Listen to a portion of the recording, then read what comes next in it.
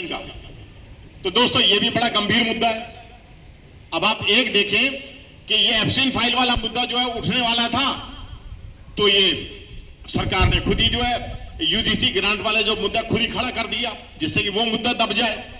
जब देश में कुछ मुद्दे बड़ा मतलब अपना कद बनाना चाहते हैं तो सरकार खुद ही एक दूसरा मुद्दा उठा देती है और सारा मीडिया बिका हुआ है, सारा मीडिया जाके उसे कवर करने लग जाता है और जो ज्वलंत मुद्दे वो रह जाते हैं। तो अब यूजीसी वाले पे बड़े संक्षिप्त में बात कर लेते हैं। यूजीसी का जो मुद्दा है वो आपके और हमारे जीवन से जुड़ा हुआ है, क्योंकि हमारी नस्लें पढ़ रही हैं। आज जो है SC ST OBC मिनॉरिटी का बच्चा पढ़ रहा है, कितने संघर्षों से पढ़ रहा है, क्योंकि जिन स्कूल में आपके हमारे बच्चे पढ़ते हैं वहां शिक्षा का स्तर बहुत अच्छा नहीं है, शिक्षा बिक रही है देश के अंदर। और जो हायर एजुकेशन जो इंस्टीट्यूशंस है, जहां आपका हमारा बच्चा अगर पहुंच जाता है तो वहां उसके ऊपर भी एट्रोसिटी होना शुरू हो जाती है।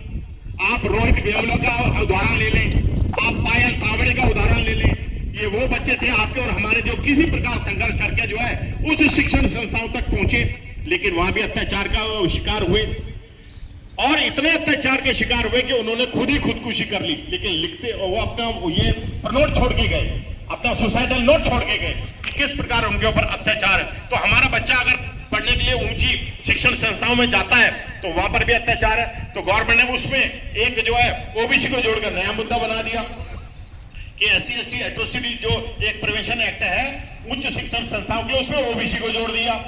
तो ओबीसी में भी बड़ी खुशी की लहर, ओबीसी भी हमारा भाई है, ओबीसी में भी बड़ी खुशी की लहर हो गई। और SC ST तो खुश होता ही है बेचारा, SC ST तो जो है ओबीसी के साथ भी खुश होता है। हालांकि मेरी बात को अन्यथा ना ले, ओबीसी भी SC ST पे अत्याचार करता है, ये ध्यान रखना मेरी बात का। लेकिन फिर भी जो SC ST हमारा ओबीसी के साथ है। अब ओबीसी की बारी है। अब हुआ क्या, इसके ऊपर जो बहुत सी ऐसी संस्थाएं हैं जिन्होंने पूरे देश में जो बवाल काट दिया और 2-4 दिन के अंदर इतना बड़ा आंदोलन खड़ा कर दिया कि सुप्रीम कोर्ट ने स्वयं संज्ञान लिया और इस मुद्दे को सुप्रीम कोर्ट में सुना गया फास्ट ट्रैक के अंदर। 4 दिन के अंदर उस पर स्टे मिल गया और उसकी जो ड्राफ्टिंग थी, ड्राफ्टिंग क्या थी कि SC ST OBC माइनॉरिटी के बच्चे पे, OBC के बच्चे पे कभी भी कोई मतलब अत्याचार होगा शिक्षण संस्थाओं में तो तुरंत जो FIR दर्ज होगी और उसको गिरफ्तार किया जाएगा। और जो है स्वर्ण समाज की जो संस्था, उन्होंने ऐसा गदर काटा कि सुप्रीम कोर्ट ने बड़े कम मुद्दों पे सुप्रीम कोर्ट संज्ञान लेता है। तो सुनील जी, ऐसा संज्ञान भी लिया गया और सुप्रीम कोर्ट ने उसको 4 दिन के भीतर खारिज करके और नई डेट दे दी गई है कि इसको नए तरीके से ड्राफ्ट किया जाएगा और 19 मार्च उसकी डेट है। ध्यान रखना, अगले महीने 19 मार्च को उसका वो फैसला आएगा। फास्ट ट्रैक कोर्ट में वो चल रहा है, सुप्रीम कोर्ट में।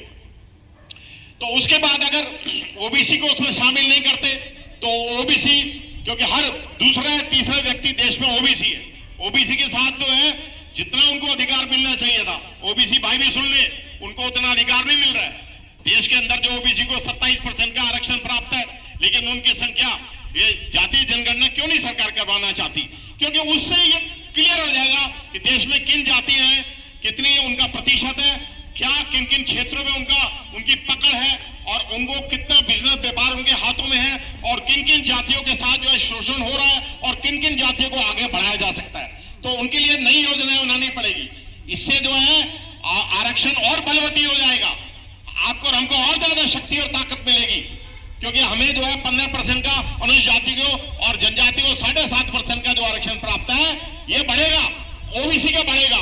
और जो 50% का आरक्षण जो है 10% की कौम ले रही है उनको घाटा है। तो ये जातिगत जनगणना मुल्क कराना नहीं चाहता, 2011 में दिल्ली उसको प्रकाशित नहीं किया गया और वो भी ठंडे बस्ते में चली गई।